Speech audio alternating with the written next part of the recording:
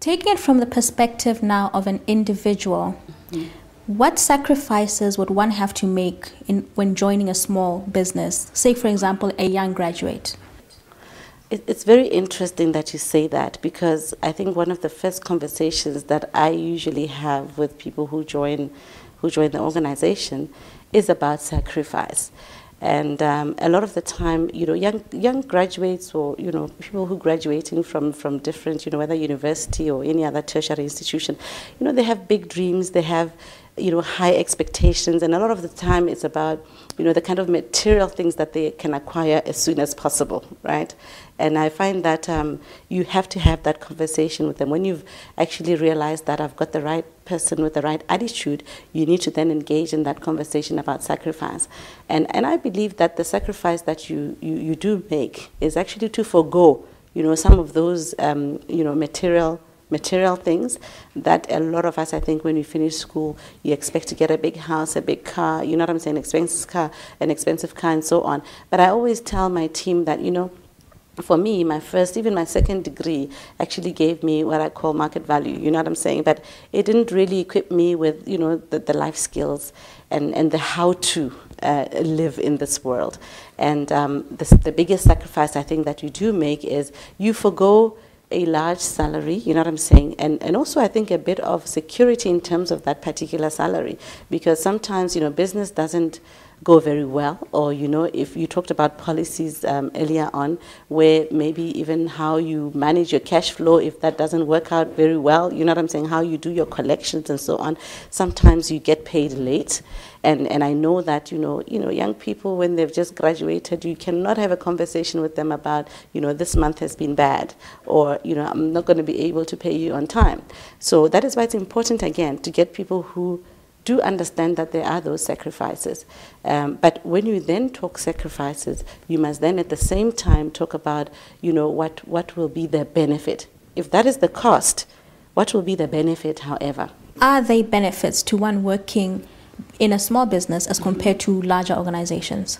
I mean, I have seen that the profile of many small businesses is they're small, but if you look at the clientele and the profile, and the portfolios that they are actually managing, they're actually managing or supplying goods and services to very large organizations. So you may be in a small organization, but you have a fantastic opportunity to make a difference, with some of the largest organizations, without the politics that come with working for a large organization.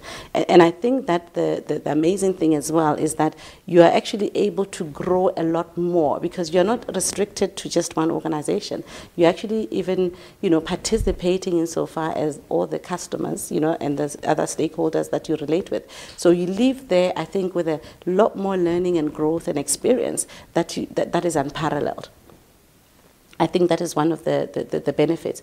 The other benefit now, I think, is the ability to make a difference. Sometimes you get swallowed in a really, really large corporate, and you are there in your little corner doing the best that you can do, but really nobody's really noticing it, or maybe your impact is not felt. Sometimes it gets suppressed actually by the different layers of management. I mean, I'm not saying all the time, but it can get suppressed.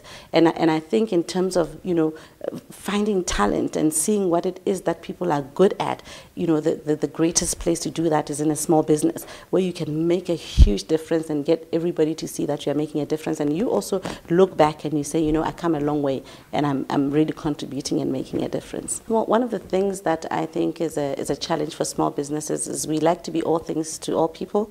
We also want to bite more than we can actually chew.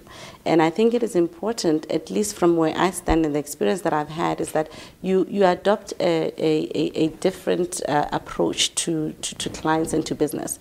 You have perhaps not high volumes, you know what I'm saying, but you emphasize a lot more on quality, you understand? So you may not have many clients, but you have a few clients that actually, impact your bottom line quite positively. And one of the things that you can do, which I'm not saying that we're perfect at yet, is you need to also find all the projects that come into the organization. Is there a possibility for staff to also have a share You understand? So that we know that we don't have to go out and market vigorously like other organizations, but with the business that we have, how are we going to get repeat business? So you make sure that the staff is really customer focused, and they make sure that they produce the results and support the clients in the way they're supposed to. And one, they look at the achievement and they feel I was a part of that, and in that way they get motivated. I think secondly as well is like I said, things that we're working at is to ensure also staff have some kind of share in whatever business that actually comes in. Because what that makes them do is serve the clients well. And also when you go out to make presentations on however small budget we have, they know that if I bring in X amount of business, that's going to impact on our bottom line, and that's going to increase the chances of me having a share in that as well, and perhaps getting a salary increase or getting some form of recognition. I think it's really making staff a part of the business. I think that's very, very important, and being open and honest about what it is that the business makes and what it doesn't make, so that they see themselves as a solution in terms of getting the business and it impacting positively on them. Mabu, thank you very much for shedding light on management and motivation of employees in small business. Well, thank you for allowing me to share the experience that I have with my team at least.